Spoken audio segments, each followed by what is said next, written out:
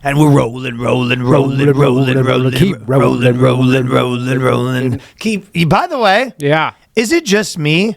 Yes. Or has it started to feel a little bit like the year 2000 again, where you go, they're back at war in the Middle East in like a real way. That. If you talk about here, there's terrorist attacks happening in New York. Yeah. I'm just saying, I'll go on the internet every day and you see Limp Bizkit where it's like, all the text will be like, and people said rap rock was dead. Yeah. You know what I mean? I'm wearing super low cut jeans. You're wearing super with the thongs high up. Yeah, you're getting fat again. Yeah, I'm getting fat. Everything's happening. Dude, the Canadian military just put out an ad like yesterday. All white guys. We're so back. But I think a big part of that you have to forget. Maybe the secret ingredient for the year 2000, which was the end of the 90s, good era. Yeah. I think the secret ingredient was you have to be a war in the Middle East in a real way. That is just the natural order of the world. Everyone's selling supplements. Yeah, everyone's selling supplements. It's just, we're back, baby. It's the beginning to feel like the year 2000. Yeah, so listen, I would take Y2K without the you're at war again. Sure. Hey, listen, I'm crazy like that. That's the natural order of the United States. The U.S. acts like their bombs have expiry dates on them. Like, if you don't use them, they're going to go bad. So it's like they treat them like I use bananas. It's like if I don't eat them, they're going to go bad. So, by the way, that is so funny because I'm always getting shit because I ignore expiry dates. Right, yeah. I'll be drinking milk and she'll come in and be like, are you fucking out of your mind? Ryan's drinking milk with a knife and a fork. She goes, I think that might be expired. And you're just like, that's so fun. That is exactly what it is. The United States government acts like their wars are going to go bad, or their bombs are going to go bad. Bombs are going to go bad, so like we just got to use them. they have a 6-month expiry date on them. It's so funny too because that's when Lindsey Graham comes in. He goes, "Oh, this got to go out this weekend. Oh, something smells awful in here. This has just got to go out this weekend. What's that smell?" Yeah, I think that's a good point. That is what they do. Yeah. And that's why, so right now, they are trying to run it back to the year 2000, it feels like. But this was the first week where it was just like, it felt a lot like that, where all the cues were there. I was looking at the Matrix, you know? And the only thing is the propaganda is so much better right now. Like in which way? Like the stuff the White House is putting out, where it's like a Call of Duty, like cutscene from a Call of Duty, like the video game. You're liking that? Them like bombing the shit. It's like the production value. That was the propaganda back then. No, the propaganda was the news. It was like the propaganda was just like the straight news. I'm sure. No, but they were good.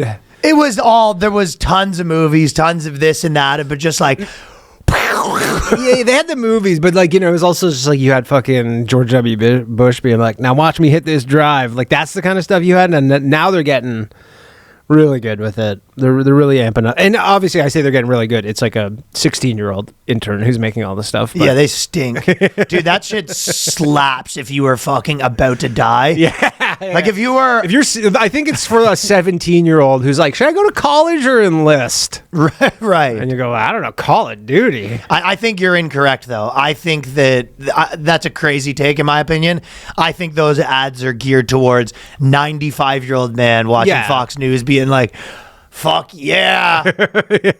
Fucking love the internet. Like, you know, he was watching Fox News. Yeah, it's all like cats eating spaghetti, and then this one, and they go, nothing bad about the internet right now. Right. I don't think a 17-year-old. No, I don't actually think a 17. No, I don't actually think it's geared towards a 17-year-old. I think it's geared towards 75-year-old retired guy. Of course. I mean, they're cutting like he just got off the phone with his daughter, and his daughter was just like, you know, that guy's the fucking worst, and you're racist. And then he gets off, and he was just like, fucking world's gone to shit. And he goes, or has it? Yeah. I love how the government's like, all their propaganda too is just like they're claiming all the like parody fair use stuff right now too, because they keep using people's movies. And they're being like, hey, China fair stuff. use. Yeah, exactly. And you know, I've been getting mad about the Chinification. Now it's the Y2K-fication. Yeah. But yeah, it's been mixed with the Chinification because they're not respecting it. You go. That's one. You have to think about that as one of the craziest things, though, because it's one thing being like, you know, everyone's stealing content and they're just like the federal government. The federal government. Dude, now you're like, well, I'll give another side to that. Would you rather than be like, hey, we made all this propaganda, it cost $4 billion? You're like, no, actually, just go steal some stuff from the internet. Actually, you know what? Forget I said anything. Go steal everything from the internet. I guess you make an okay point where you're just like, yeah, why are you guys making money with the movie with Zoolander and making a commercial with Zoolander, and you're like, wait till you find out how much we paid Stiller for that. Yeah, and you're like, actually, just go steal a bunch of shit. Okay, I'm fine with that. So that was, everything is nostalgia based because Gen Z doesn't have a culture. Correct. Right. Yeah, their culture is brain rot, essentially. Yeah. They're the first generation. They're the first new generation to not have a culture. Yeah, essentially. So their culture is just like a combination of like, remember this? Yeah, and they're like, no, I don't. Yeah. I was one. Dude, well, I'm telling you, it was great. I've talked to some people that are like maybe 28 to 30 now. People that call themselves like young millennials. Yeah. And they'll claim that they're like from the 90s too. Really? Yeah, because they've like the equivalent of we were talking about we're from the 80s. Like we grew up in the 80s and you're like, yeah, I guess on a technicality. Yeah, I was alive in the 80s. Yeah, but people will talk about that. They're just like, no, that was my generation too. And you're just like, no, it wasn't. Like, yeah, it doesn't count if you don't really have memories formed during that period. Tell that to them. I know. Yeah. You're like, all the TV shows you watch that you like grew up on were in the 2000s, and you grew up in the 2000s. Tell that to them. Yeah, I'm telling you, stolen valor. It's 100% stolen valor. Yeah, they're stealing our valor. So there's this. So it's all nostalgia. The government's out at war, and they're. I love how every day it was just like. Honestly, it's like there's nothing even really going on. It's basically over. Yeah, I know. Well, that's the classic, and that's their end here. Yeah. It's like the Steve Jobs thing. I can't remember what he called it, but like it's just Trump just says the stuff he wants to be true versus the things that are true. He just goes, "We're done." And you go, "Doesn't seem like it. Seems like everything's more on fire." And he goes, No, we're done. Yeah, just wrapping his hands as the explosions go in the background. Also, people are doing their taxes while he's spending the money. Sure. Which is that's the equivalent of your friend asking you for money. And like you have to see him doing the coke. Yes, like, it's one thing being like, dude, I've had like a really hard time lately, and can you just spot me $100? And it's another thing him being like, buddy, my kid's sick, and he's doing the line. Bag's done. Yeah. So the government going to war while tax season's happening is like your friend asking you for money while he's currently doing. He's not even like. Well, it's even worse than that. He's currently this doing. This is the fourth different thing he's told you in like the past week. And this is the fourth different. Wait, I thought it was like your car or your engine blew out. And you go, no. Now I'm just out of coke. Car's done too. Woo! It's the car. It's the coke. A lot of things happening. So one of the good things about the fact that it's Y2K over, huge for brown comics, I would say. Yeah, somebody gonna get hurt real bad. Following a lot of, as soon as there starts being a lot of like terrorist activity, then there starts being a lot of people not happy with the Browns, right? And then all the brown comics who are like, I'm not a terrorist. Yeah, huge market for that. Yeah. So that's coming back. Yeah, that's 100 coming back. Yeah. We got more domestic terrorism. Yeah, it's interesting. The guy that threw the IED, the dud. Yeah, which by the way. That guy must be you were like about to be like a hero in your mind, and instead you're just rotting like in a jail an ISIS legend in your mind. Yeah, I think he still does get like some credit for ISIS because like I think ISIS they get a participation. ISIS participation trophy. Exactly. They're just like, nice try, pal. Buddy, if we told you all the times we had that happen to us, you're like, good in our books. So is that where we're at? Where even terrorists are getting participation trophies? Yes, now? I think even terrorists. Literally, Bill Engvall's rolling in his grave right now. These young kids with their participation trophies. Kids these days with their, yeah. Yeah, I'm sure there's like the old head terrorists who are just like fucking kids these days. It's like back in my day, it's like your suicide bomb had to actually detonate for you to get any respect. Now it's just what? You just tried? That's what they just announced. I think it was the California, the marathon. They were just like, you can still count as you did the marathon, even if you don't. If you just get too tired. Yeah. Now even terrorists are doing that, basically being like, obviously, you did your best. It's A for effort. You're getting A for effort by the ISIS. By ISIS. You get an I for effort. Yeah, and I mean the government. You could say the same thing. They're giving themselves an A for effort for messy things up a little bit. Yeah, sure. You come in, make things messier. Yeah. Claim it's going to be done in a day, and then you walk away, and you're just like pretty sick of us, right? Yeah, of course. Yeah, they're just like a bad contractor. You like hire them to your kitchen. You come in, and like everything's all fucked up, and they're like, just give me a month. It's gonna look like a mess. Just give me a month, and you come back in a month. They're like still working on it. Yeah. One more month. That's it does seem like that's what's going on. Yeah. So the bombing, the interesting part was the New York bombing. The guy was like from Pennsylvania. His parents were like Afghan. Living $1.5 million.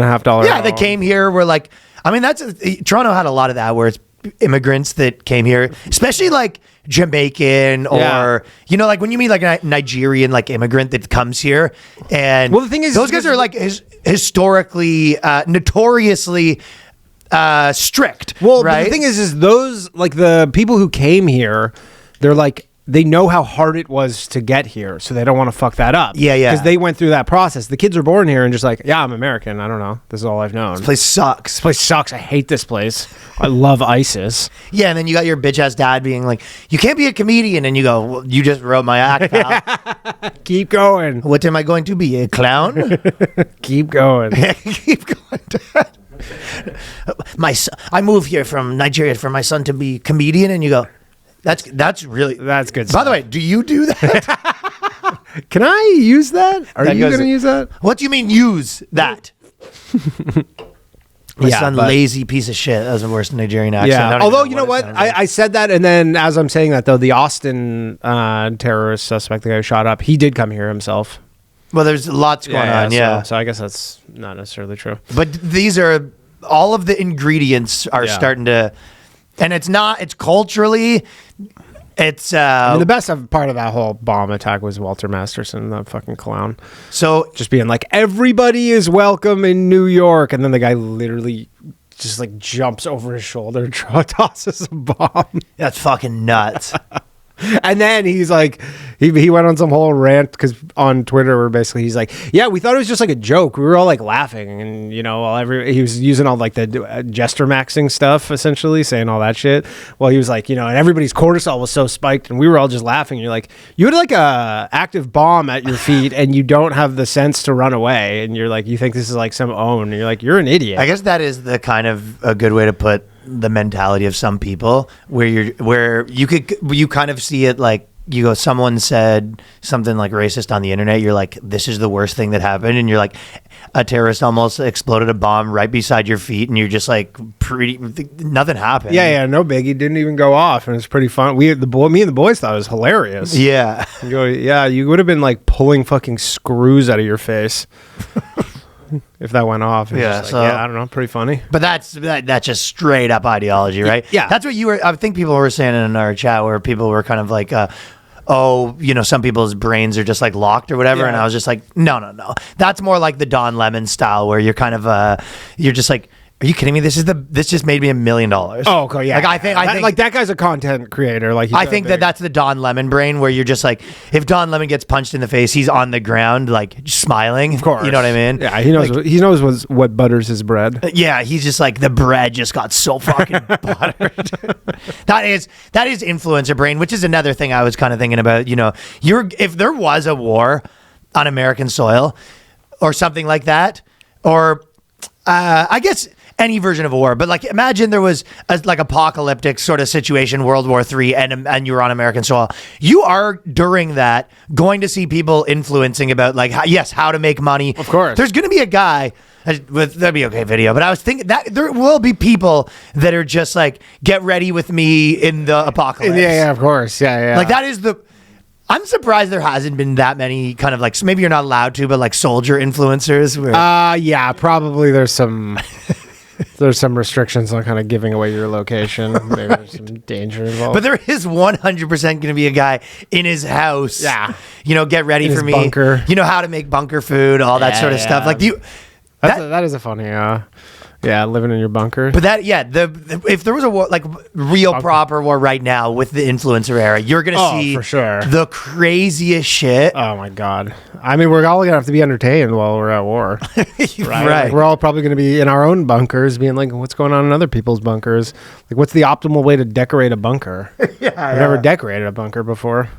And there also is there's wars going on multiple fronts, because there's also a war on people playing music on their phones right now. And that's Danny's war. That's sort of this is my war. United Airlines. I'm a foot soldier in this war. They have officially banned people from playing music on their phones without headphones. We've been at the forefront of this war. We've been at the forefront of headphone dodgers. But United Airlines, no headphone dodgers. And I've said I've been in a million fights. You probably take it like a bitch, whereas I sort of get in their face. What? Well, if someone has if on you're the on subway. Yeah, you don't say shit. Hell no, they kill you. I do though. Really? That's what you're missing about me, man. No, I am like that. I would love to see that. Danny doesn't realize I'm that guy, man. I'm like that. You're probably just like, excuse me. Excuse me. No, not at all. I say it 100 times. No, but you do the passive aggressive thing. You're not like getting in their face. You say it to somebody else loud. Yes. Yeah. That happens. Yeah. You go, can you believe this guy? You're not like going and getting some guy's face. That's not true. I've probably told a story about this on this podcast, but I have said to them, I go, could you I go, what is this? Yeah. Like, I don't know the exact wording, but the energy is passive aggressive, but it's like, do you not have headphones? Like, I do say stuff. Yeah, we should Obviously, more of my technique is looking at another guy saying, can you believe this guy? Can you believe this turkey? Yes, mostly I do a can you believe this turkey to someone else. But I've also been known to say something. Yeah.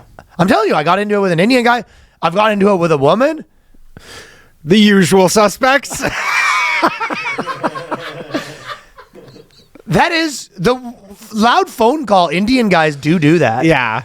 Yes. Have I got into with a crazy fucking guy from the Bronx hitting himself in the head with a shoe? No.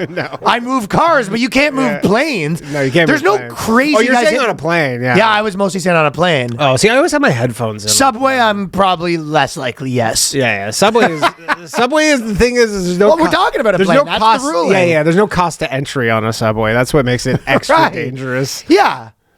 Also, you have backup on a plane. Yeah, you have backup. Buddy, the guy gets and you know they don't have weapons on a plane as well. He doesn't have weapons on a plane. Yeah. He says the wrong thing. He's gonna be duct taped to that chair. Yeah. Yeah, that's true. We're gonna get that guy duct taped to the chair. True. Yeah, plane's a different scenario. I've honestly never really encountered it on a plane, to be honest. Like nothing. What?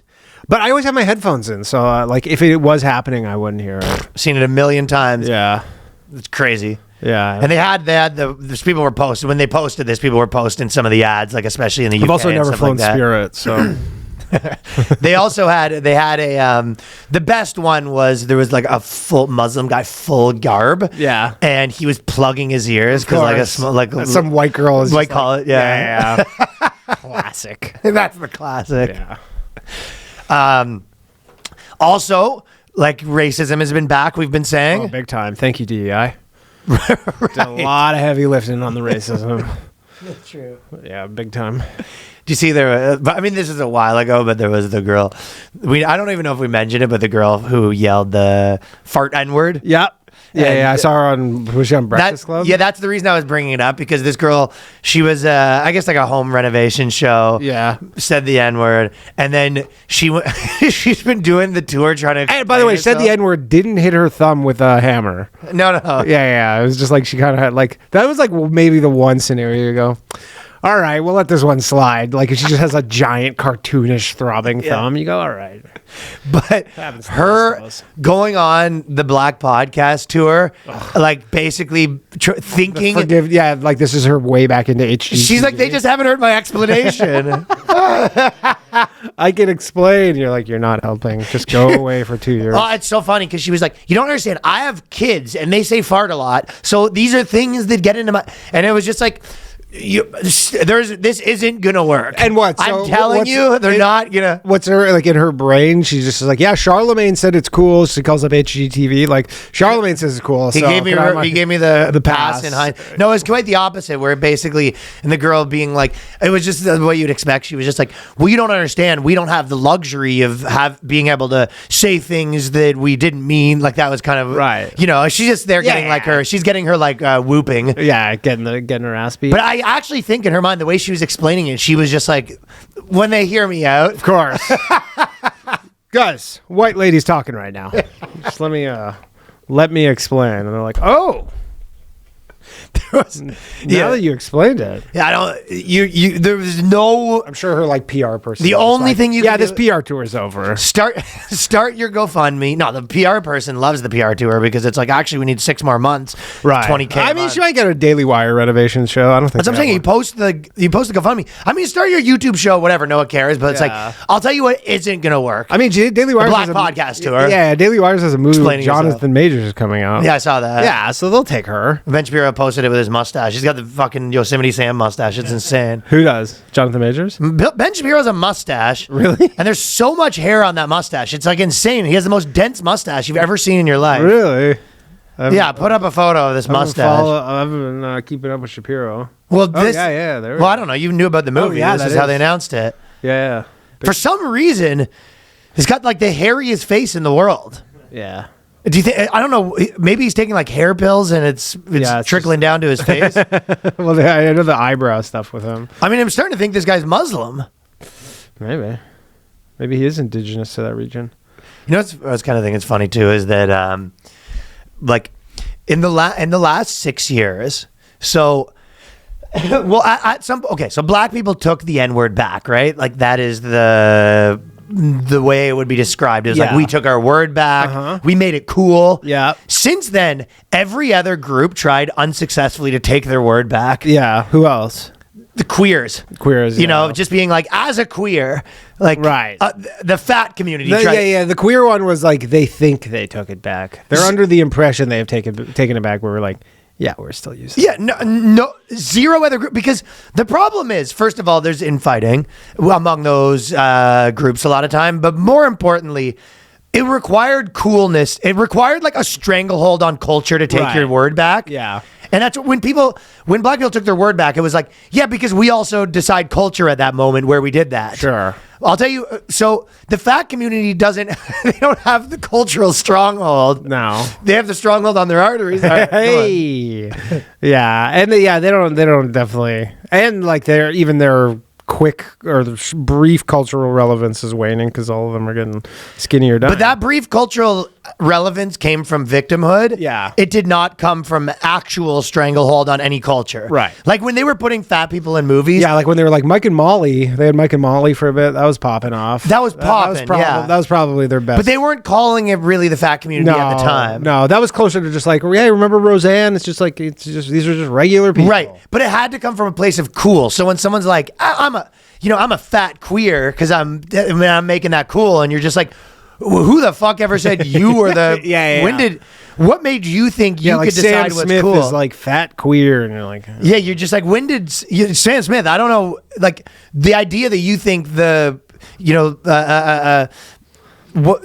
I don't even know who his audience would be like. White, well, the problem type is of white chick that listens to you. Gay chicks chicks and gay guys are like the main audience there, and you're like, yeah, you guys are gonna dictate what's cool. That's the broader point I'm making is that you don't have enough men in the movement. I don't know who else tried it. I mean, every race tried it for a bit. I've seen a few Jewish guys try to throw around. Yeah, there we go. I've heard it in just like joking terms. I've never been like, yo, what up, my cake? No, but believe that. It's all fair game on YouTube now. No, it's not. I'm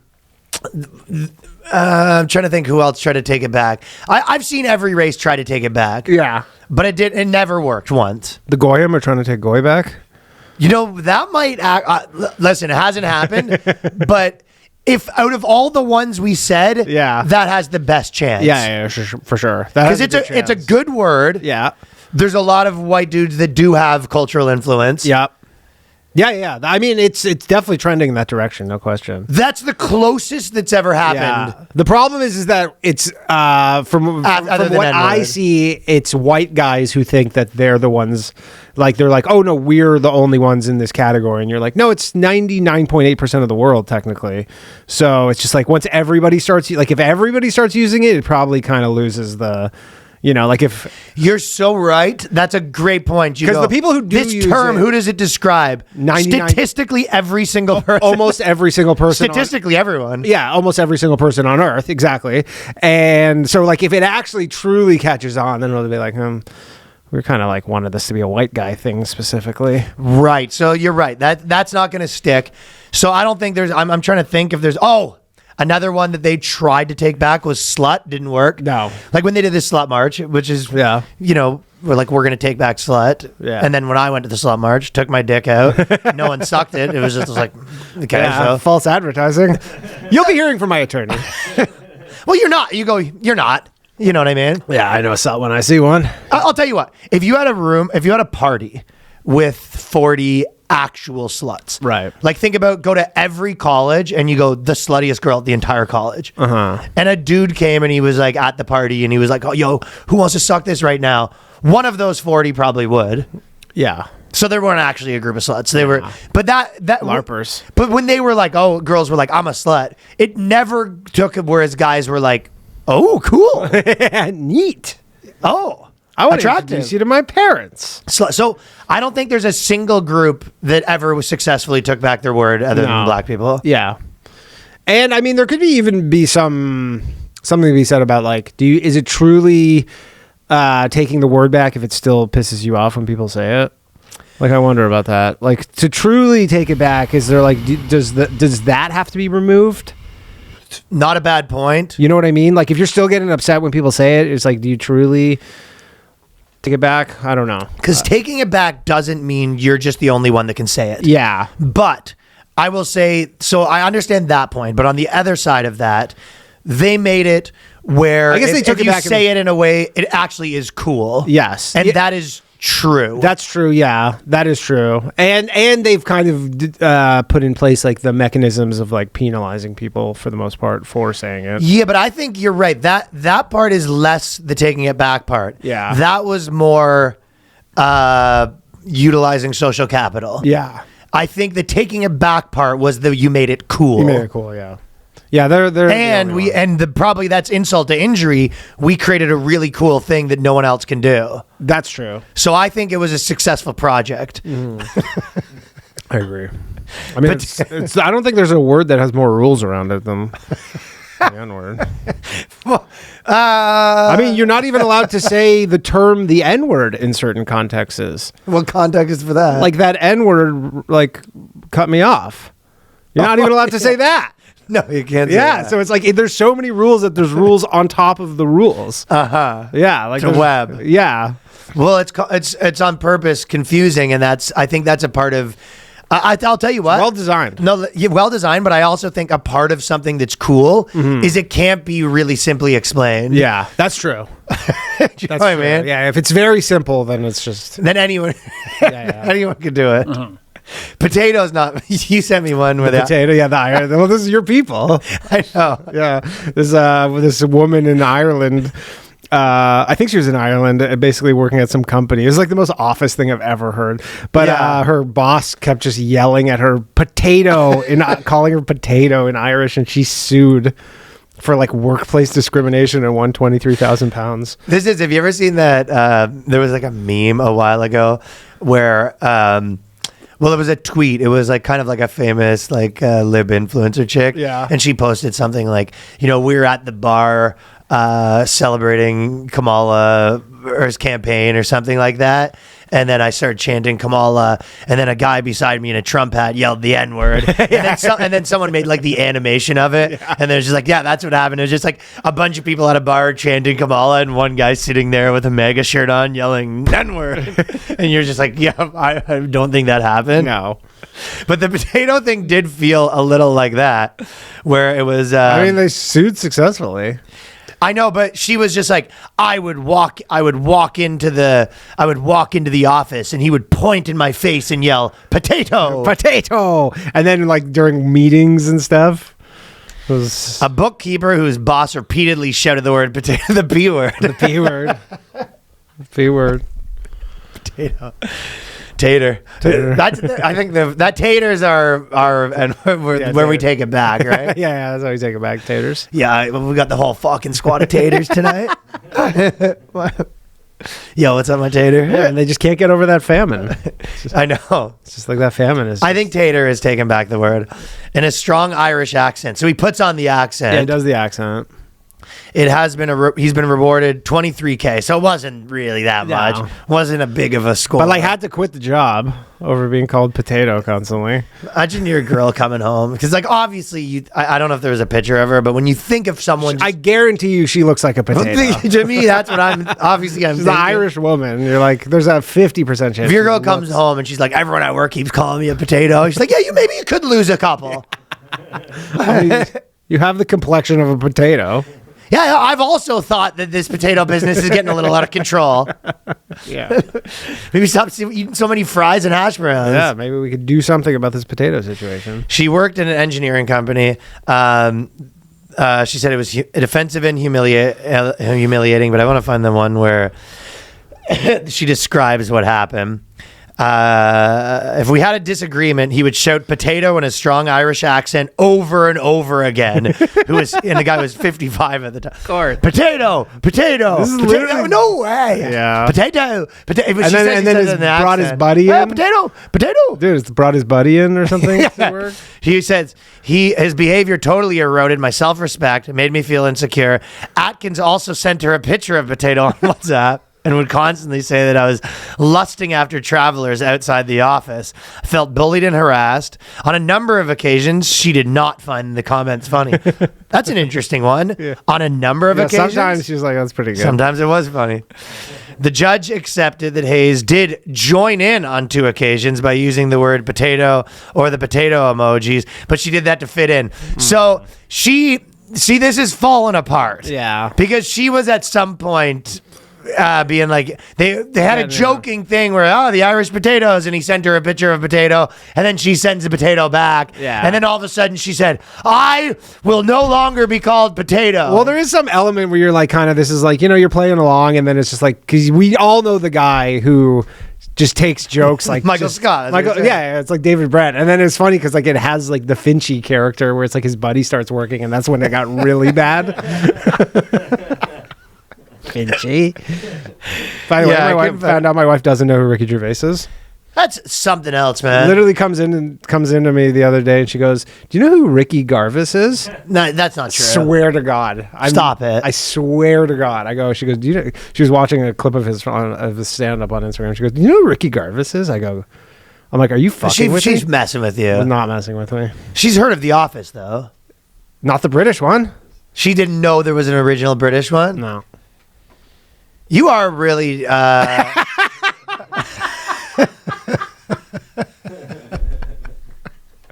getting away with something. Ricky Gervais.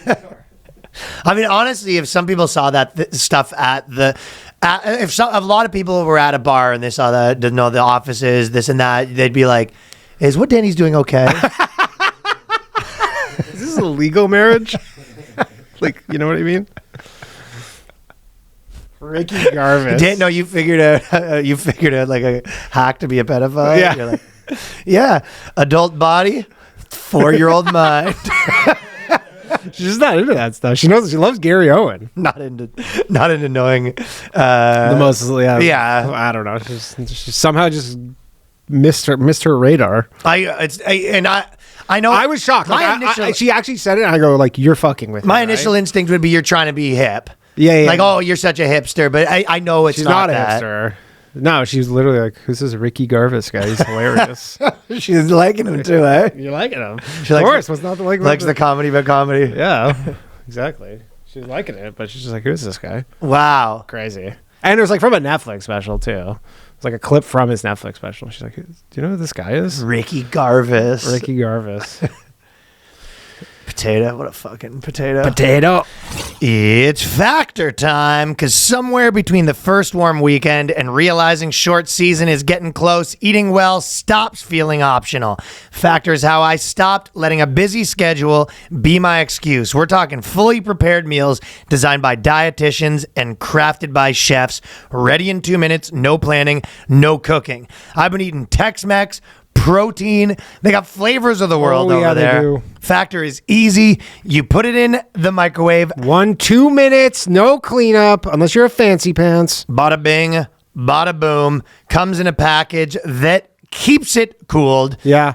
It's a cool package that keeps it cool. It's a cool package that keeps it cool. Quality, functional ingredients, including lean proteins, colorful veggies, whole food ingredients, and healthy fats. By the way, #1 efficiency hack in the world. Oh, absolutely. Also, if you're trying to make gains, if you're trying to lose weight, you don't have to, honestly, it's if you're, counting calories and you're like, this is a pain, you just Factor takes care of it. 100 rotating meals to keep things fresh and delicious through the whole year. Plus new Muscle Pro collection. That's what Danny's talking about. We're sporting strength recovery. Plus you're getting back into a workout routine. It is perfect. Always fresh, never frozen.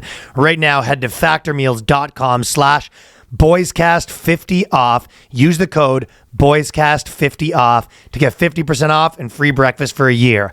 Offer only valid for new Factor customers with code and qualifying auto-renewing subscription purchase. Make healthier eating easy with Factor. Boys, it's an uncomfortable topic not everyone wants to talk about. However, I do. That is ED. Your life does not have to be over. Hims has got you covered. This is simpler to treat than ever. Through Hims, you can connect online with a licensed provider to access personalized treatment options discreetly and on your terms. There's many different reasons people might find themselves in this situation. Might be that you're getting older. Might be that you got maybe stress. Some stress. Some anxiety. Anxiety is probably a better one that happens with a lot. Yeah. Well, you know what? Why risk it? Sure. You got a situation. Why risk it when you're trying to get the biscuit? Why risk it when you're trying to get the nookie, which is a song by The Biscuit. We're doing some word association here, folks. Through Hims, you can access personalized prescription treatment options for ED if prescribed. They offer ED treatment options ranging from personalized products, trusted generics that cost 95% less than brand names if prescribed.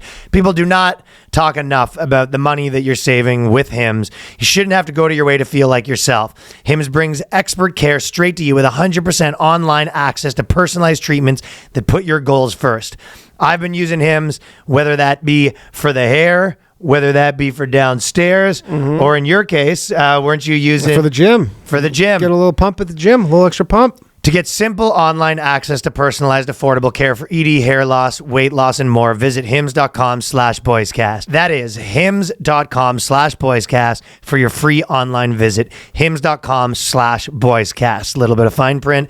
Featured products include compounded drug products, which the FDA does not approve or verify for safety, effectiveness, or quality. Prescription required. See website for details, restrictions, and important safety information. Actual price will depend on product and subscription plan. Fellas, this Tuesday, Wednesday, Thursday, I'm in Philadelphia. Then we got Madison, Vancouver, Portland, Minneapolis, Chicago, Detroit, Lansing, Winnipeg, Spokane, Boston, Denver. I'm filming a special there. Albuquerque, Nashville, Kansas City, Tacoma, Phoenix, Edmonton, Calgary, DC. Check it out. RyanLongComedy.com for tickets.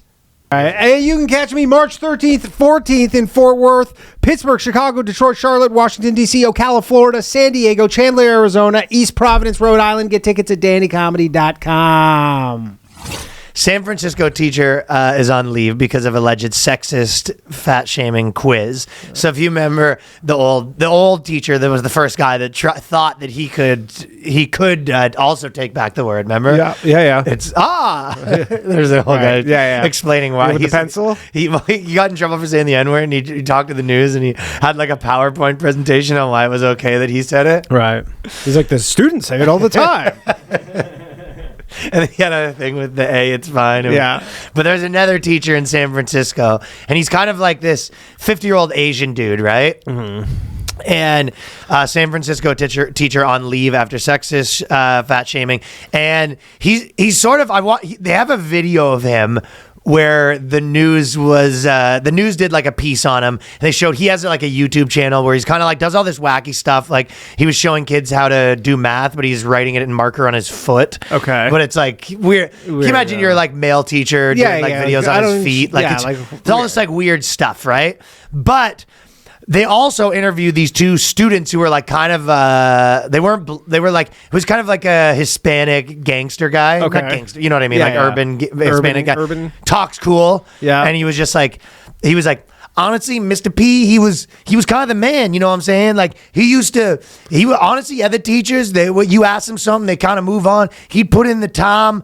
He's just like a weird guy, right? So they were kind of giving him the students they interviewed were giving him. They're like, no, we like him. Yeah, we like him. Give him the benefit teacher, of the doubt. right? Yeah, he's just a quirky guy. Yeah. But the amount of money you spend on a date varies inversely on how much they weigh. A typical girl that weighs 120 pounds will cost you $55. How much would you expect to pay on a date with Ashley, who's 220? If you can only afford $5, how much would your date weigh? What's his or her name? See, it's an interesting. Wait, is he implying that the heavier girl's the cheaper date? This is where I think his logic falls apart a little bit. I don't know how you. I don't know if you've been keeping track of feed costs. Oh, is that true? I was thinking it the other way, and I kind of agree with that because I'm thinking he's saying the fatter the girl, the more you're gonna have to spend on food. Oh, that's what. Yeah, that's what I was. Oh, I thought he was implying the other way around. Oh, okay. I thought he was saying because she's less hot. To be honest, that's up for debate. I thought he was saying she's less hot, so it's a cheaper. The hotter girls get the more expensive dates, and the less hot girls get the cheaper. Which one of those two things is worse? They're both bad. They're both bad. He's like, currently global grain prices are $4 per metric ton. So factor in that she will need more calories on a daily basis due to her heft. But I guess for the most part, if you go to a restaurant, they're getting one meal regardless. Not some of these big girls. But it's not like you. Well, it's the appetizers, though. The appetizers. Appetizers. Yeah, is he saying fat people cost more or less? I understood that as he's saying fat people cost less. Because they're less hot. So he's saying like if he's just like, yeah, you shout, you want to impress the hot ones and throw the fucking hot ones or the gross ones. What if we ask ChatGPT? We could ask ChatGPT because this isn't totally clear. That's just my understanding. Both bad. The question is just like both equally fair. Both equally fair. I mean, both. Yeah, of course. I mean, the thing is if you find yourself on a date with a big, but also it's like, are you 300 pounds? Like, there's so many variables here. Right. He's trying to simplify a complex equation. Do you think ChatGPT is going to like this question? He's saying heavier women would cost less. No, I got an answer. Oh, okay. He's saying heavier women cost less. You're right. Yeah, that's how I was understanding it, and I'm just like. Well, yeah, that's possible. You're just like, yeah, dude, a bigger girl, we're going to Chili's or like Olive Garden or something. Whereas like a hot chick, I have to take her to like a Michelin. I really thought his point was that obviously if the girl's 500 pounds, like the food bill's going to be higher. Going to be higher. No, it's the other way. He's saying, okay, so. Yeah, he's like, don't waste your money on gross chicks. That's probably more true. Yes. That, yeah, if the girl's 500 pounds, like.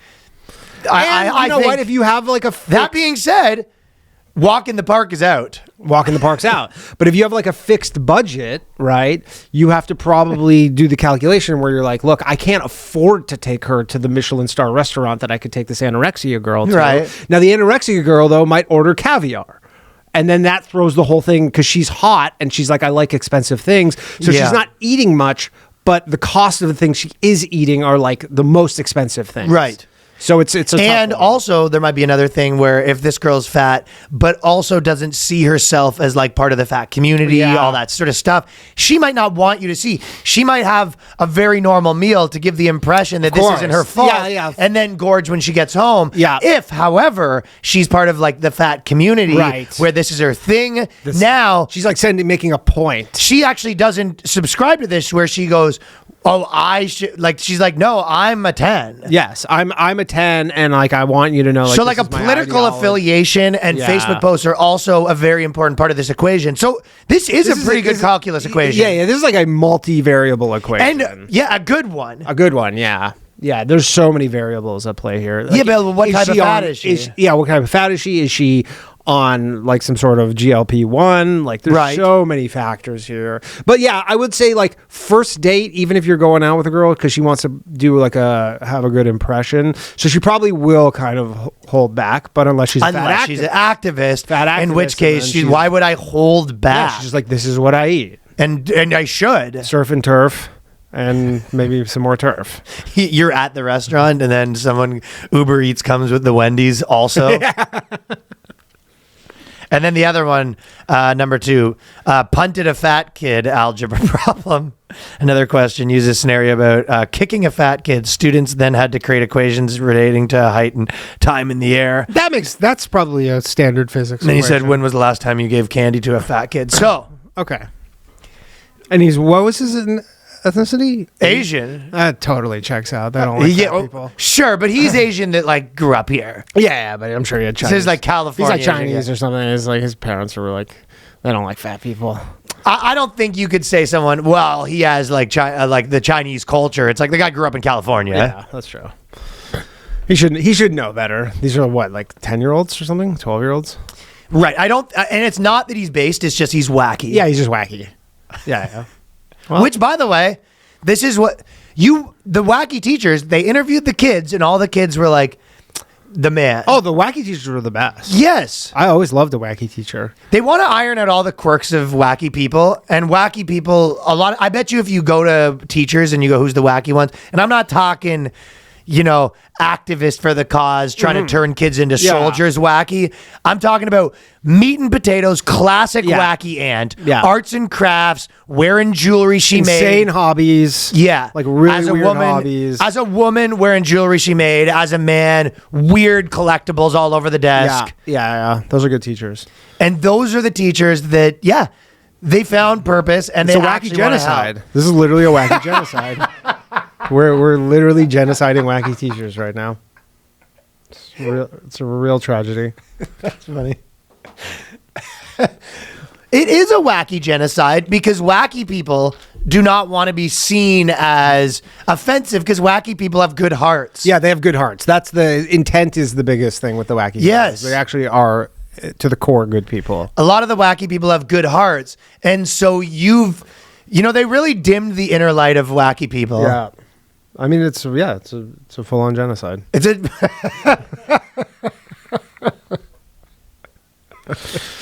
terrible. And I'm not talking full-on wacky, like that's zany. Yeah, we got to get rid of the zany people. I'm fine with that. Wacky is you might kind of minding your own business. Yeah, kind of mind your own business. You're quirky. And you take interest in people. You care about them. You listen. Yeah. Zany is you're squirting the kids in the face with a flower. Yeah, exactly. Like the wacky teacher, you could probably call them at like 10 p.m. because you're having a problem with something and they'll pick up and help you. 100%. And they're not trying to fuck you. Yeah, they're not trying to. Exactly. The wacky teachers are never trying to fuck you. Right. Yeah. Whereas no wacky teachers get popped for fucking kids. Yeah. Whereas zany, you call him and then he's like, oh, I've got a better idea. I have this tin can phone I invented. Yeah, of course. He isn't helping. I have to go to bed soon. Right. So, he has to spend the 45 minutes setting up the tin can phone. Right. Yeah. And then bonkers. Bonkers you want to avoid at all costs. You do not want bonkers is, those are chicks with lipstick all over their face. Just like coming in every day, look like a bag lady, but they're somehow you're like homeroom teacher. Bonkers, you got lipstick on your forehead. Yeah, I agree. All over. Wacky, great. Yeah, wacky teacher. And it's a wacky teacher. And it's a wacky genocide. Wacky genocide. So stop genociding the wacky. International Women's Day. And they announced that they have a woman's CEO ETF. Now, you can, if you've been thinking how to triple leverage short women's CEO. Imagine you're that guy who just is like, I have the triple leverage short women's CEO ETF. Like to announce that is just like, we're just, I don't know, people like different products and we're just coming out with a 10 times leverage short women's CEO ETF.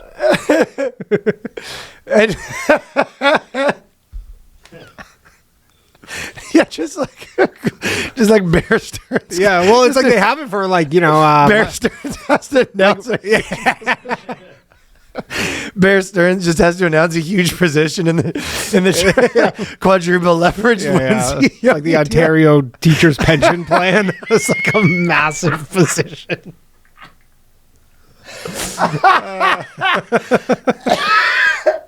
I mean, like pension plans and stuff. We got him. We broke him. Yeah, the teachers, the California Teachers Pension Fund has to release that. Yeah, we have to, because they have to. Don't they have to release all their positions? They just have to release their position. Their portfolio is now weighted 80%. 10x. Women's CEO ETF short. That'd be so funny.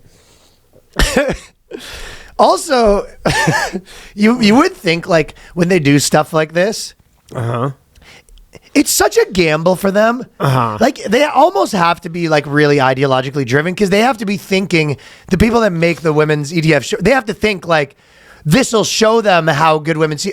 Like, they have to think the percentage chance that this is a bomb is zero, because there's been a lot of, if you just not necessarily, because they're probably taking like pretty hefty fees on this.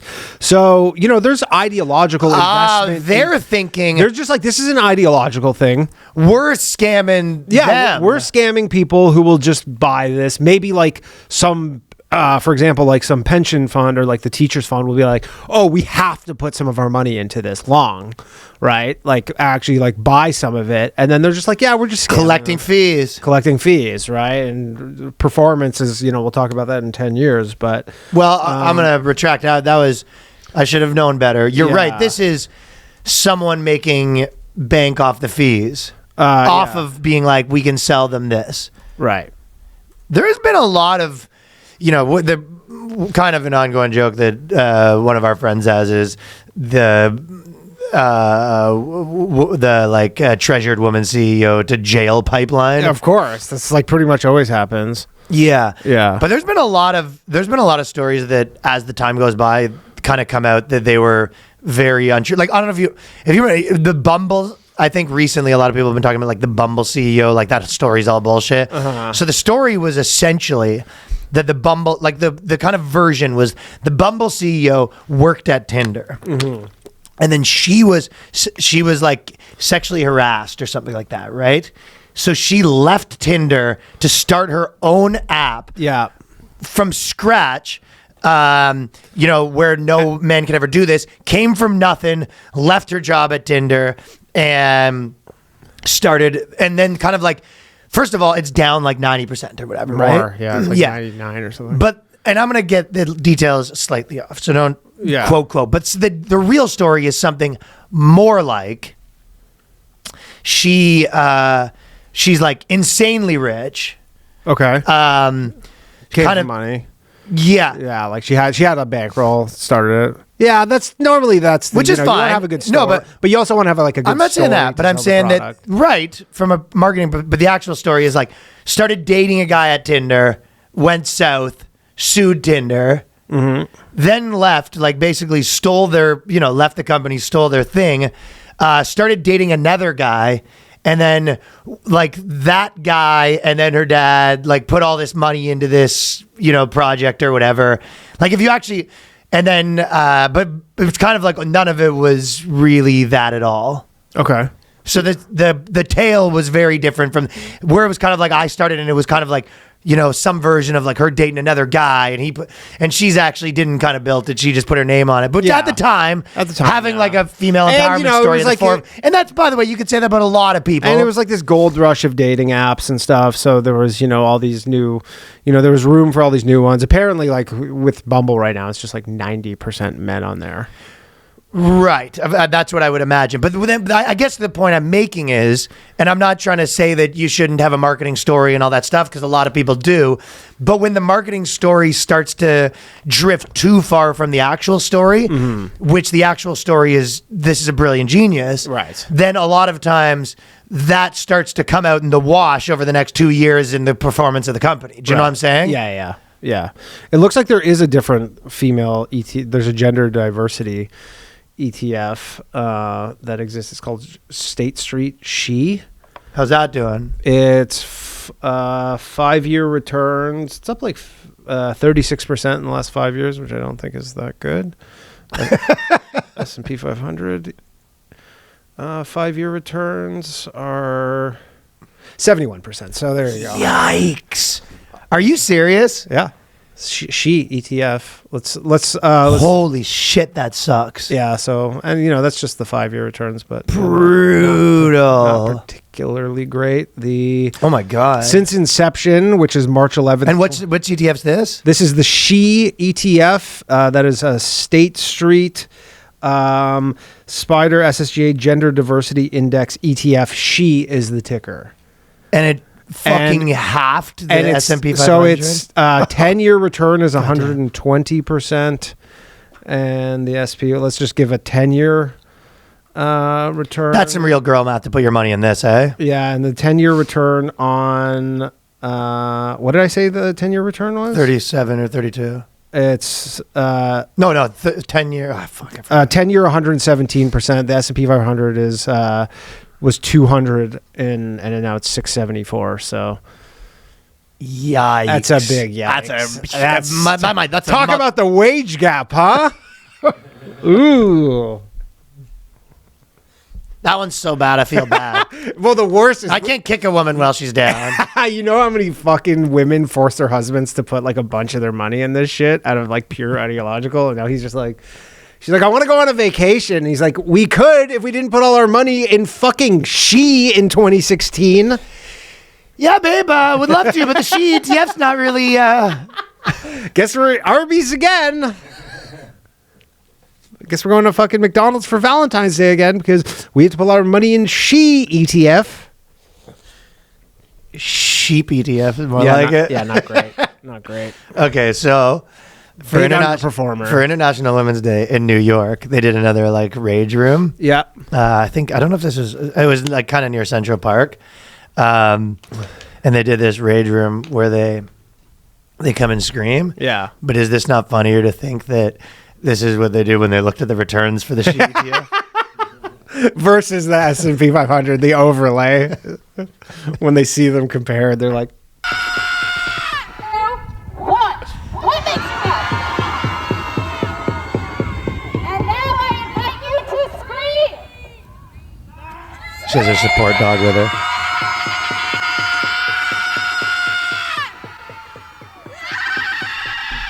So they're having a scream. You know what kind of money I would pay if we could just like airdrop Mystery and his fucking group into this?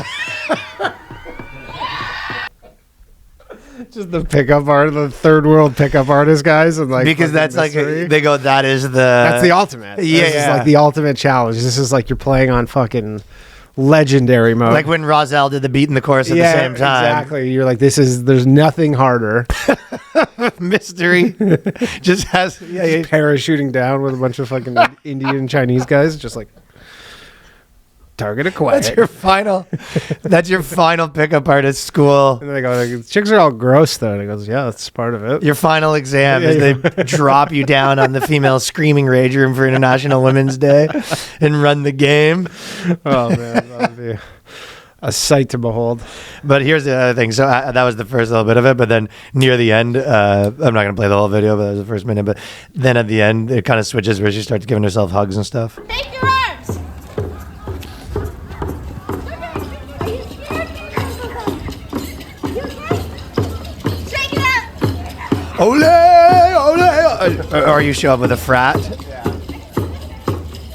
your arms over your arms. Give yourself a... So after you do the screaming, they also give themselves hugs. Big hugs. But to me, from you show up with. I mean, it's their day. I'm not going to tell them how to use it. It's just getting bum rushed by everyone. It's like a Mystery, and those people are down, like a frat, like chugging to their drum. Yeah, just everybody coming to ruin it. Look, it's their day. We get the other 364. if that's how they want to spend it.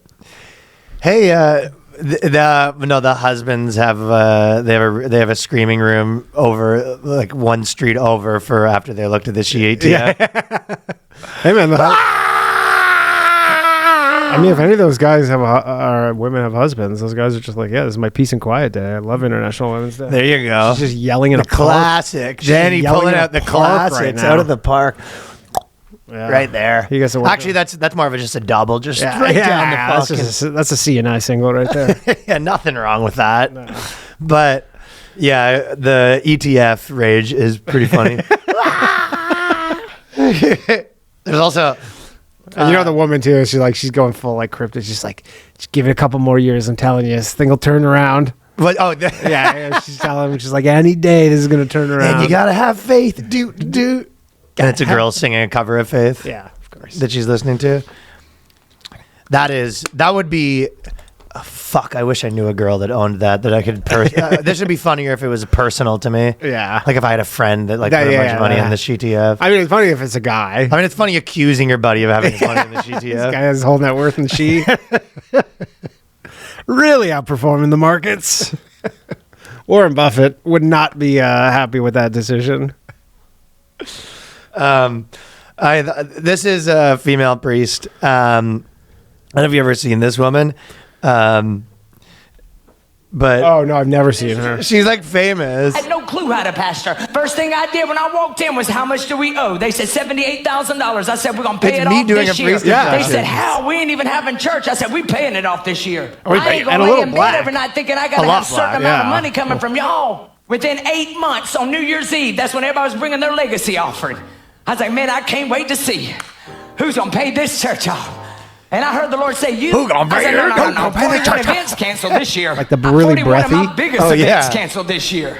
And you telling me I'm paying this? He said, turn around and go get you a check. I said, oh. He said, you're going to need to give 17. So this is why Muslims are about to take over. Yeah. Christians don't have their house in order. Yeah, they have these women. I thought it was like, is this a trans woman potentially? Christians let anything go on in their house, man. Yeah. Hey man, they have all the different. It's just. But it's my impression. It's like you do, this is. It's just a black It's just like the black standard, like black, like Baptist. Right. Yeah. It's like coming down from heaven. No, that's no. This one's more. I think if I was to put my finger on it, it's you have these small conversations. So you go, and then he says to me this. I said to him this. And then he says, what? I say, what? And then I say, and then he says, what? I say, oh, my damn, I'm not. It's something like that. Yeah. And then he goes, I say, how am I going to pay for that church? He says, you pay for that church? I said, oh, goddamn, I can't pay for that church. I got bills and mouths to feed. I got bills and mouths to feed, so I'm lying down. And he says, you're going to pay for that church? I said, what? I said, what? How am I going to pay for this church? He says, I'm going to put money in your pocket. I said, but how? My pockets is empty. And then he goes, well, there's going to be a way. I said, there's going to be a way? Is God telling me there's going to be a way? God looks me in the eyes and he says, you got to believe. I said, believe, but I've been believing. That's basically, I got it at the end there. Does she have a band? Is there a live band? Brr, they kind of just do the one note, like. Yeah. That's the one that I'm very curious about. Is there a live This band? is how women talk to themselves when they are deciding whether they should buy something online shopping. They go, I said I shouldn't buy it. I don't have the money. And the computer looked at me and says, you need this shirt. I said, but me, I already bought a shirt this afternoon. It says you need it right now. And I said, but how am I going to afford it? It says you'll find the money to buy that shirt. I said, hallelujah. I said, but I can't. I've already spent all my money. I'm in the doghouse, so to speak. I said, we will find you that money, madame. I looked that computer straight in the eyes. I pressed send, and I've been wearing that shirt right now. Oh, man. It's something like that. Yeah, she's got big YouTube. I told you, she's a big star. Yeah, she's a big star. No, Limitless Church. Christian Church has the funniest stars. Oh, the best. Megachurch shit's hilarious. Looks like a manish. My dad has a buddy that's like a megachurch guy that's getting paid. Really? Yeah. Yeah, I mean, that's big money. And I mean, I guess she's just kind of copying the dudes she talks like them. She's just doing the same shtick as them. I guess it's in a woman's kind of. Yeah, she's a woman. It's like, oh, it's something kind of new. But I don't know if she popped off on TikTok. I don't know this girl's biographer. But it is funny to think that most other religions probably have none of this. No. There's no. Jews don't do this. I can't speak for by the way, Jews are the second worst. Well, but they don't have like for letting things slide. No, I'm not saying for letting things slide. I'm just saying for this like kind of the sensationalism. They're always like kind of more soft spoken. I see what you're saying. Yeah. I'm describing letting things slide like you got lesbian rabbis. Oh, dude. They're like all lesbians now. That's what I'm saying. Yeah. So, no. When I say other religions aren't letting that slide, Jews... No, the Muslims are the only ones who have really held firm here on this one.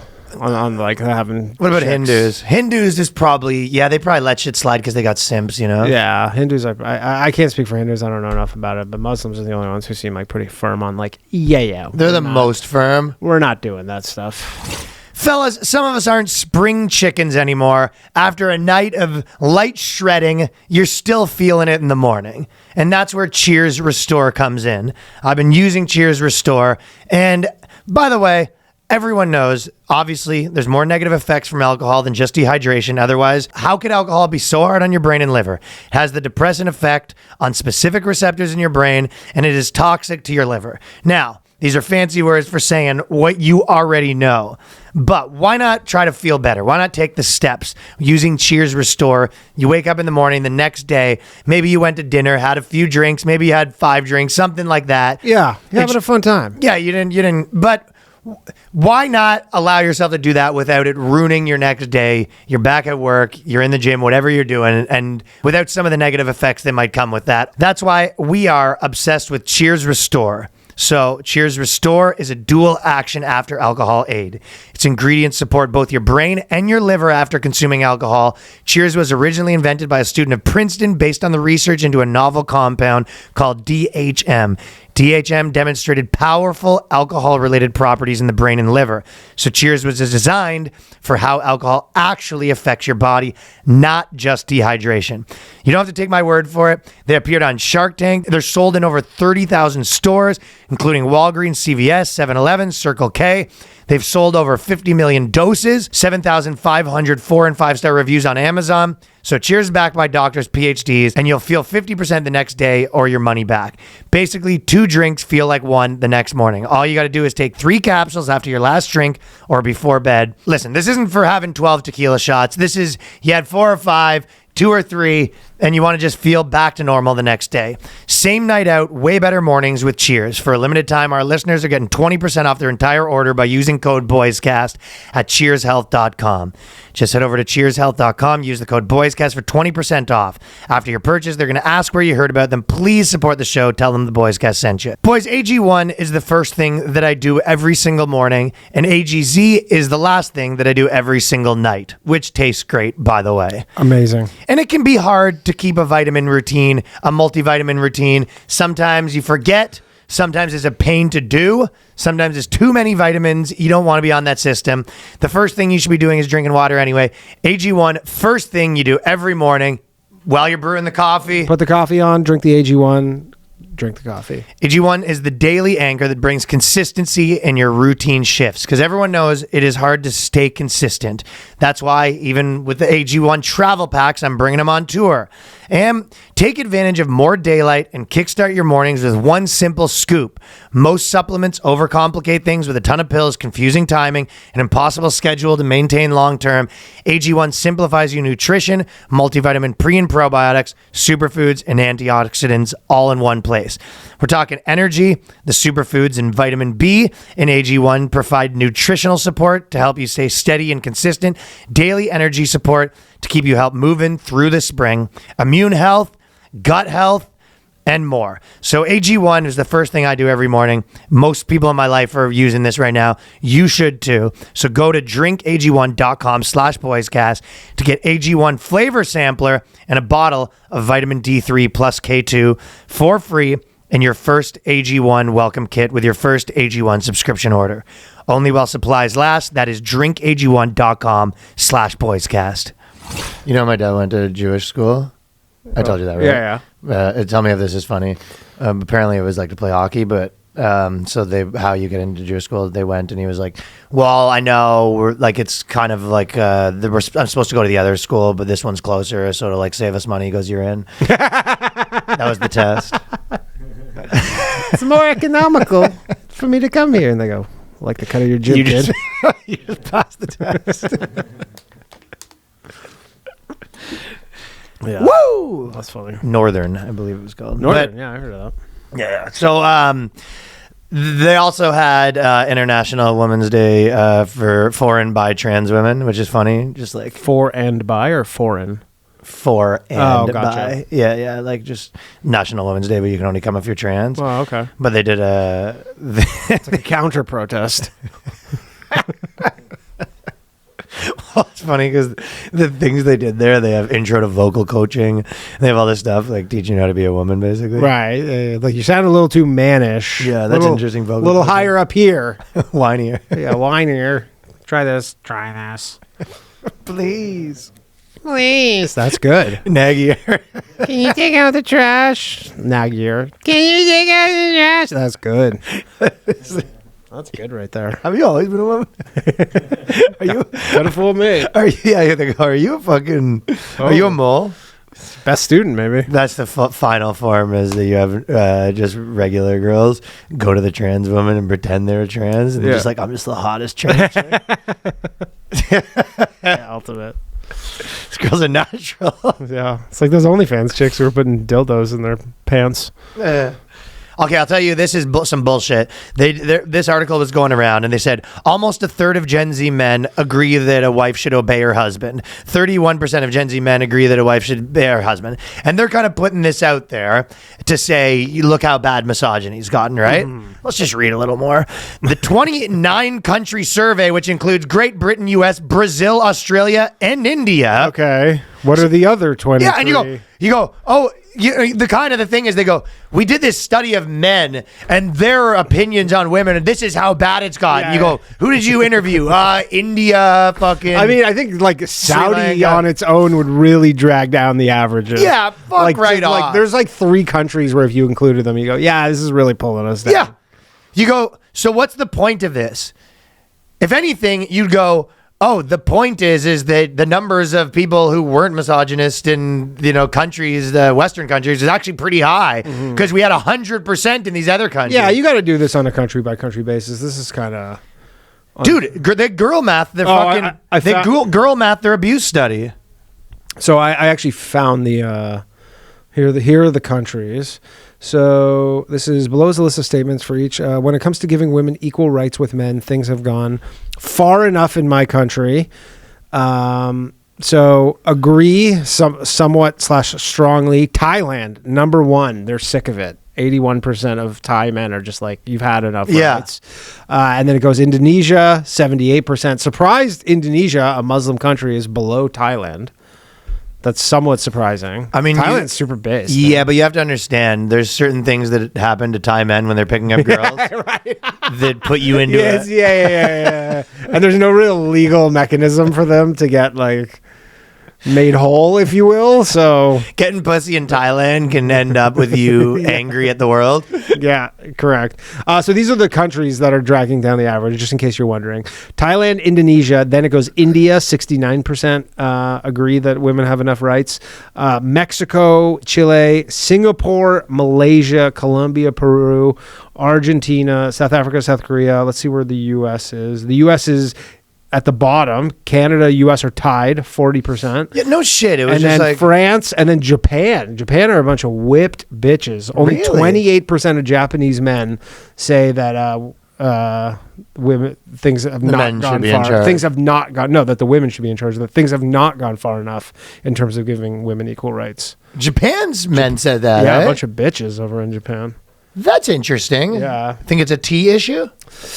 I don't know. I mean, Simps? I mean, they're like one of the only cultures where they truly like, they got their asses bombed and they were just like, please, can we have some more? We'll be good little boys. So that might have been a generational shift in the Japanese man.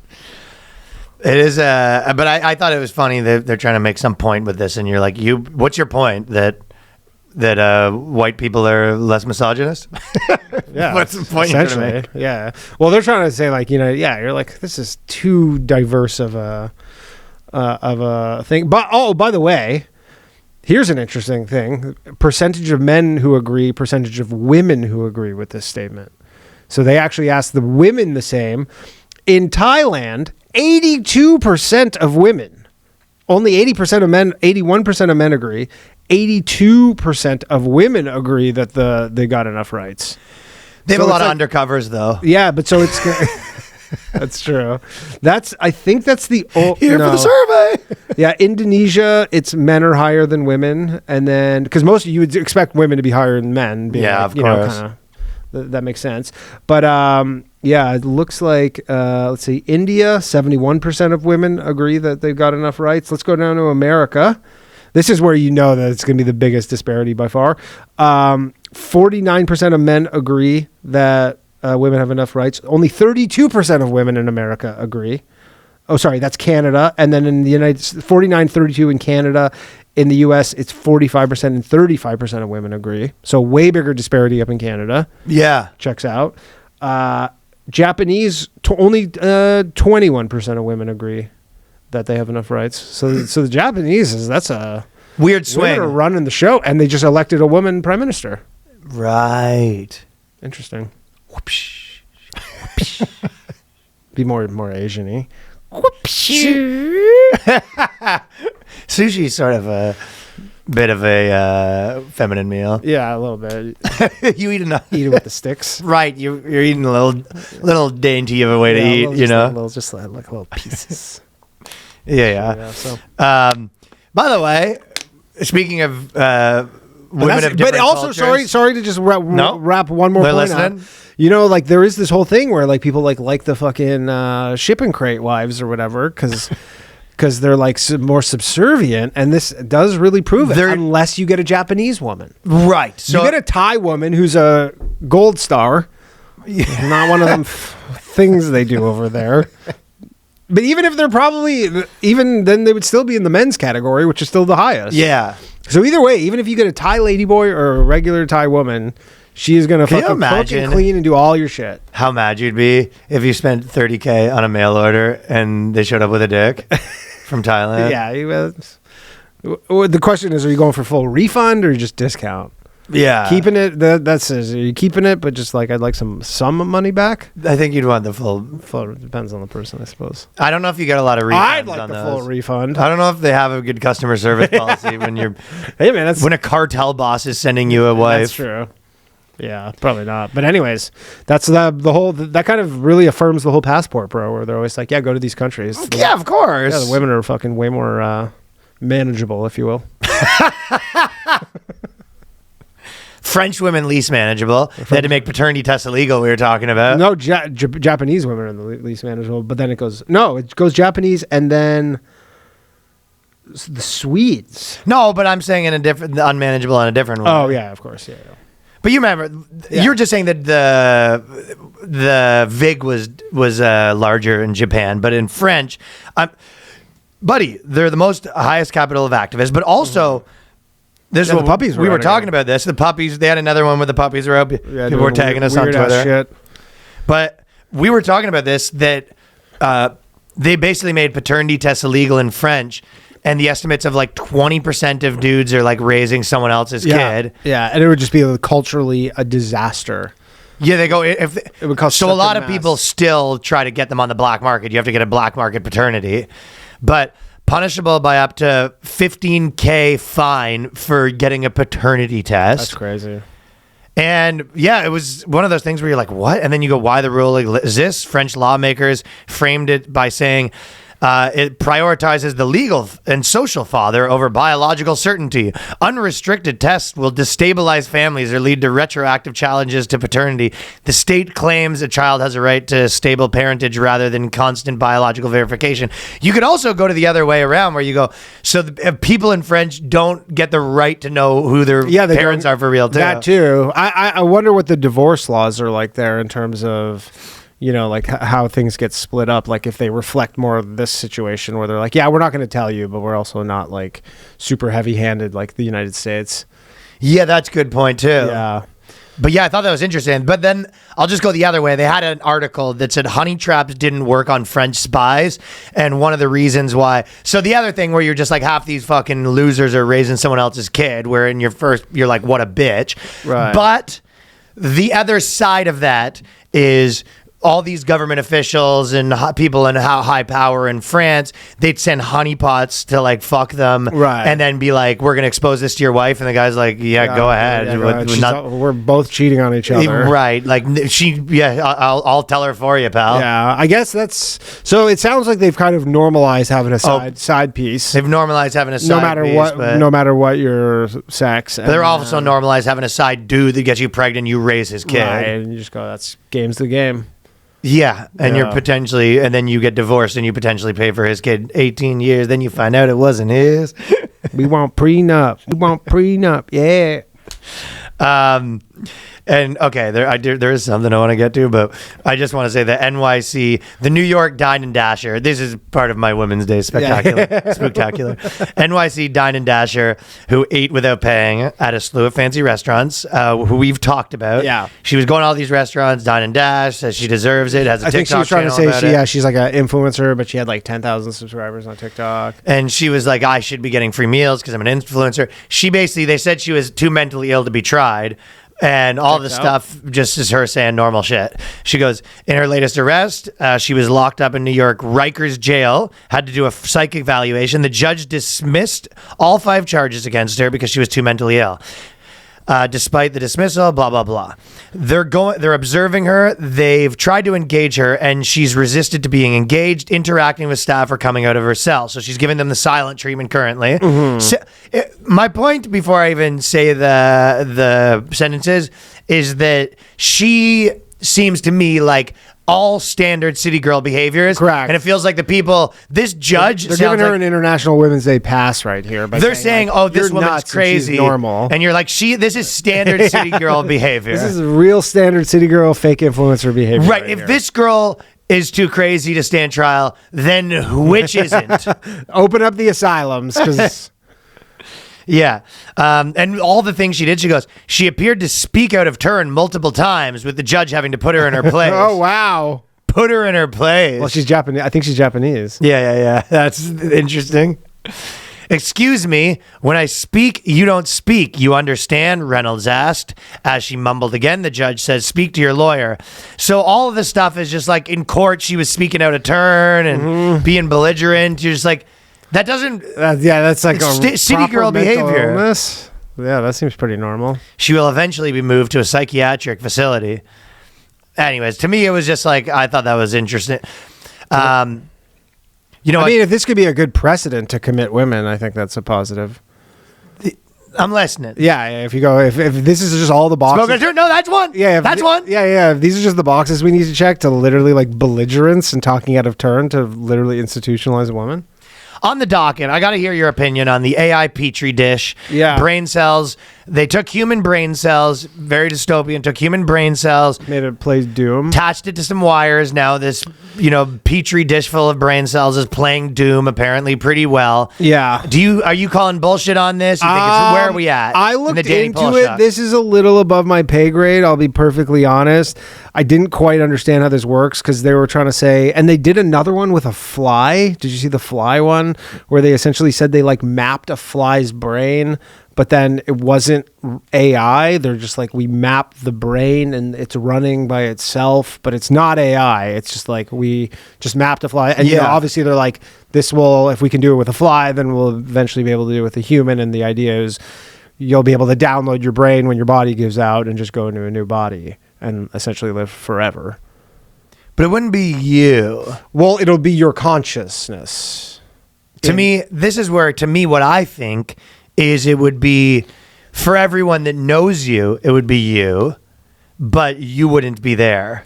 Do you know what I mean? Do you know how you're conscious right now? Yeah. I think it would be like, this would be a clone of you, but you wouldn't be in there. Right. Like it'll start from here with all the, I mean, this is probably like a big debate over what consciousness is and all this stuff, but, I don't know. Well, they did all these, I'll tell you, to me, if lately, the doomerism side, I've felt a little like I've seen all the AI,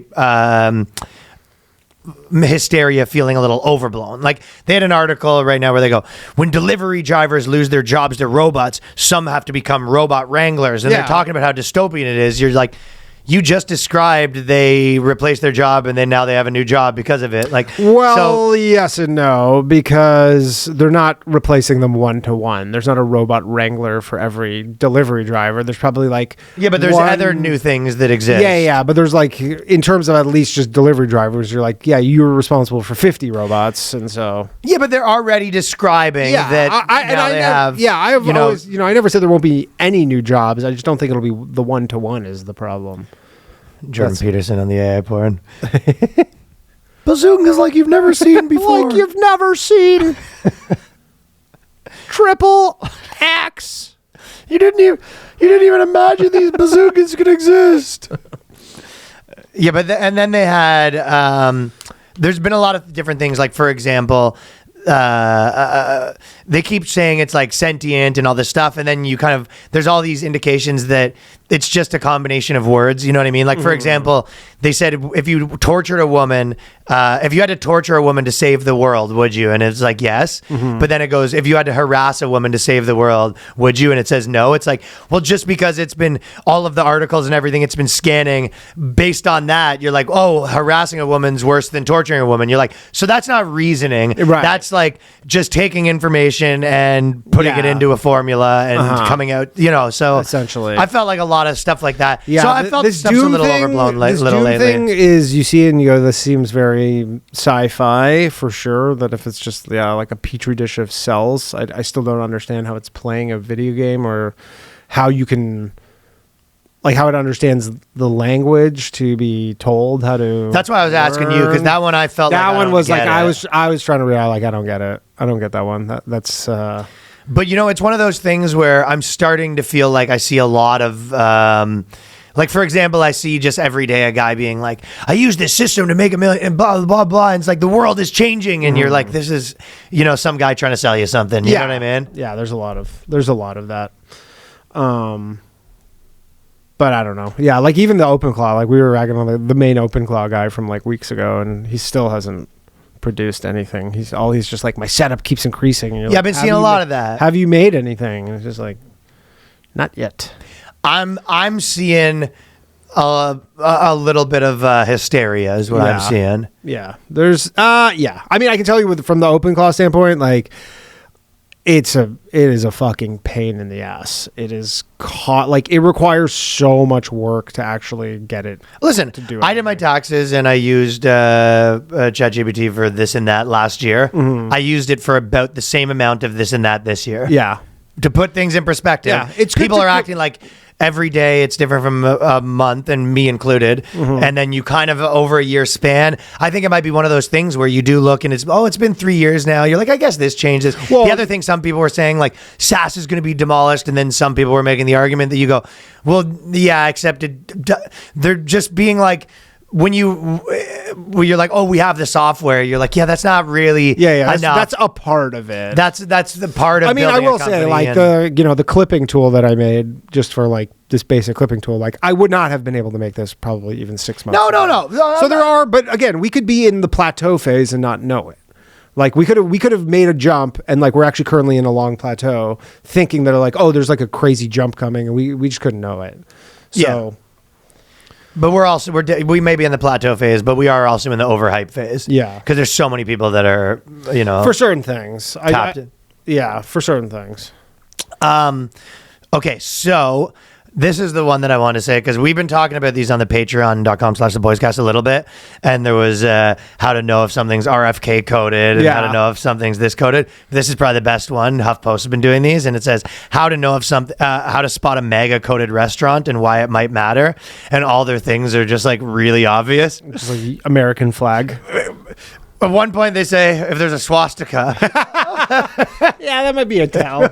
You might be at a MAGA coded restaurant. Yeah. A restaurant that displays an American flag is not necessarily a MAGA coded restaurant, but nationalist or policed decor choices, especially when the American flag or patriotic imagery is used prominently in ways to go beyond neutral civic symbolism, often shows up in MAGA line. So basically, if you see the American flag, you're on high alert. Right. Yeah. American flag. But there is people doing. The thing that was making me laugh the most is, imagine adding all this to a woman that's already having a hard time figuring out where she wants to eat. Oh, man. You go, right? You're like, you're the chick, she can't figure out where to eat. And now she has to run an entire politics check on the establishment. Yeah. She has Wait. Zoom in. She's looking at she's looking at photos on everywhere. It's like, I think calling, like, hey, do you have any American flags hanging I think you might have an American flag there. Yeah. What about this? If you see overt symbols of white nationalism. Oh. Okay, so if you see overt white power symbols. Which, again, not one person has seen ever in a restaurant in America. I know. You're like, I don't know. The closest you would get is the Confederate flag. Right. So they say Confederate flag, maybe Nazi iconery. So if you see some you see a bunch of like Nazi stuff. Yeah, if you're in like the back room of Falling Down, that store and logos related to the far right groups like the 3%ers. So if you and your wife are going, why do you know what the 3%ers logo is? I don't know what it is. I have no clue. I've never heard of that. Yeah, like I could have seen it and I'm like, is that? I don't know. But that's before you go in. Is your wife with a magnifying glass looking around to make sure there's no 3%er logos anywhere? Yeah. Isn't he Sons of Odin imagery? It better be a Buddhist symbol. So before you have to do a sweep. So I think if you see an American flag, then you have to start sweeping for swastikas. Right. Yeah. That's when you start really digging in. You start digging in. If there's an American flag, a swastika is not far behind. The food, you can obviously serve a burger without signaling fondness for a political party. Yeah. How would you like your burger? Can I get it medium rare? What the fuck? Oh, you're one of those. You want a restaurant where you go, can I get a burger? And he goes, only comes well done. You go, gotcha. Yep. I think you're looking for the racism factory down the street. Where they serve you raw meat. If it signals fondness for a certain party. But restaurants that cultivate relationships with the MAGA crowd tend to have certain cuisine choices in common. Prime example is the burger. So basically burgers are out. Burgers, I think burgers is another you're on high alert. You're on high alert if they serve a burger. And what's the tell on the burger? Is it how they cook it? They didn't say that. I don't have that here. Did you see that? No, I didn't see it. So they don't even tell you. They're just whipping these women up. And well, they did say a prime example would be they've served the Trump burger. The Trump burger. So that might be an indication that they like Trump if they serve Trump burgers. Yeah. I think if you're getting anywhere that is a Trump burger, you're in MAGA country already. Like you're somewhere in. No, it might be a tell that it's MAGA coded. Yeah, you're somewhere in Florida. Your investigation's not done though. No. So you walk in. You see a couple swastikas, the Confederate flag, 3% logo, everywhere. American flags everywhere. At that point, you're starting to think you might be Yeah.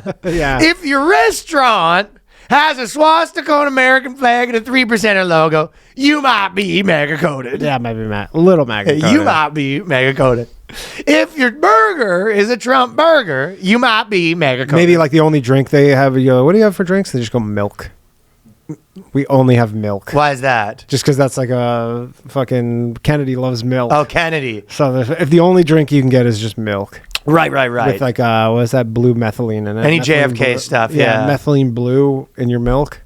Fat people's a tough one for them because is that MAGA fat or is that activist fat? Is that Walmart fat? Like, that stuff. Yeah, what kind of fat we talk? Let me ask me a question about their fatness. They proud of it? You got to do some more research. Yeah. It's like the Civil War meme movie. What kind of fat are you? If they're playing Fox News, yeah, pretty hot one. Pretty decent tell. If the choice on the screen is even more right wing, like OAN or Newsmax, that might be even clearer sign. That's a very good tell. Yes. If you're playing OAN on the screen, you might be MAGA coded. Yeah. OAN will do it. If you walk into the restaurant and they're playing Glenn Beck poning compilations, you might be MAGA Dude, coded. that Glenn Beck fucking incredible. Glenn Beck did an AI video talking to George Washington. This is the crappiest thing I've ever seen. Crappiest thing I've ever seen. George Washington. Have you seen it, Johnny? Buddy, this sucks. George Washington's wearing the same T-shirt Johnny's wearing. Like he looks like a tech. He looks like a tech bro. Yeah. Right. So he's like he made George Washington look like a tech bro, and he's AI. And I don't know my American history that well, but from what I heard, he's a famous isolationist. And George Washington is talking about how sick it is that we're bombing Iran. Like the whole thing is he's just like, yeah, let's get them towel heads. And you're like, George Washington, calm down, towel heads. That's not appropriate. He's just so overly complimenting to the Glenn Beck. Yeah. Really nice what you've done with the studio. But it's literally like a podcast, just like a literal tech bro podcast. He just looks like a tech bro. Wearing just a blue t-shirt. George, like people were like, you couldn't put this guy in a suit or some shit. You could have had him wearing anything. Yeah. And it's just like, yeah, just put him in a t-shirt. I guess that's what George Washington. I mean, well, like you would never catch any former president who's alive right now if they did a podcast. Like imagine if you saw Bill Clinton or whatever, George Bush, wearing a tee, wearing just a t-shirt, like a V-cut t-shirt. You're like, that makes crazy. Give him. He got dunked on. So he had like 10 of those in the can, and he got dunked on so hard. For sure, he was doing every president, and he was like had to rap on that. Eh?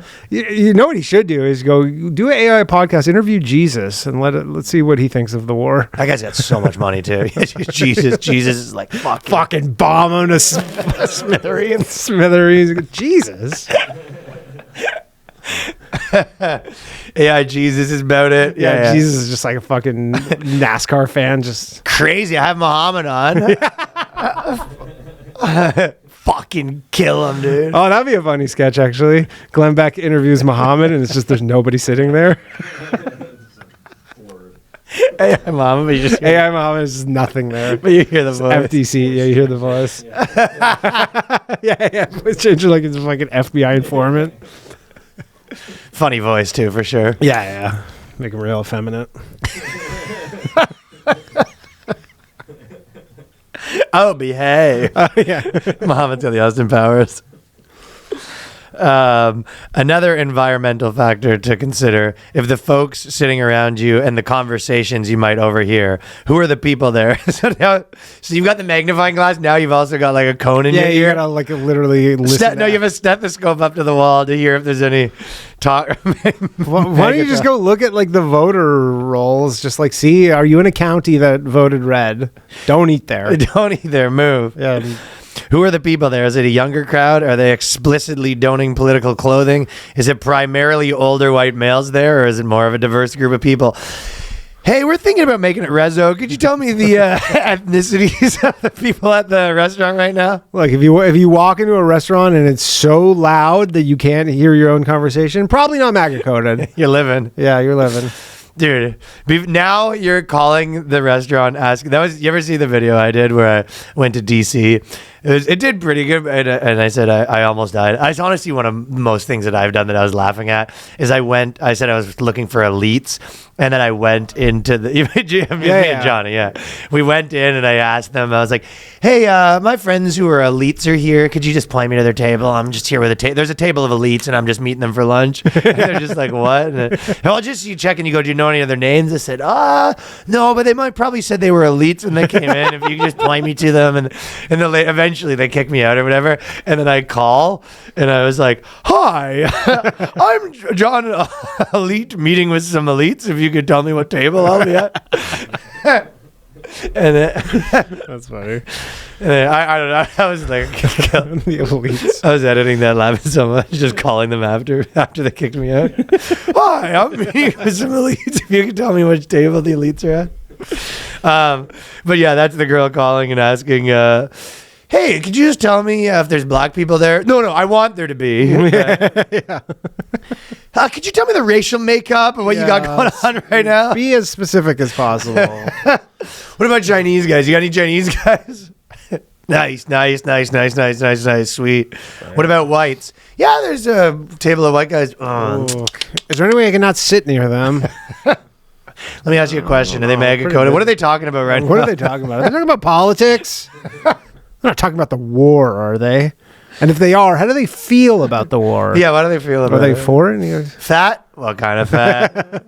We're busy right now. According to Odell, some of the indicators to watch out for include overt political and social media behavior, such as politically following or engaging partisan political figures. So now you're sitting there with your wife. You're trying to figure out what to eat. Mm-hmm. Now we goes, maybe this. She goes, you decide. You go, okay, I decide. She goes, Now she's on their social media. She's cross-referencing that with their Twitter. She's on their TikTok. I found out that in 2001, they like to post by so-and-so. Can't eat there. Can't eat there, no. I saw a picture online where there was too many white people at this place. Can't eat there.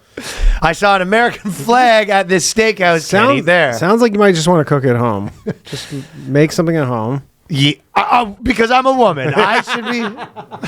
On International Women's Day, you're going to say that to me. So, can you imagine how long this woman takes to decide where she's going to eat? Forever. Much more than a normal woman would, which is a long time. Which is also which is already a long time. You would think my wife is making these exact phone calls when we're trying to find somewhere to eat, and she's not. All right, we'll do our dates later, but I'll see some of you guys in Philly. Patreon.com. Fort Worth this weekend. Patreon.com/TheBoysCast. Fort Worth is sick, by the way. Yeah. Hyenas? Big Laugh Comedy Club. Okay, yeah. But yeah, Fort Worth is a sick comedy city. Yeah, good time. So it's Philly. Patreon.com/TheBoysCast. We do a premium episode there every week. For those of you who don't know, extra premium every week. And thank you for some of those. We're doing an extra episode with our buddy that people gave us a lot of questions already. So that's one of the things that happens over there, among other things. Yeah. See you guys on the other side. Peace.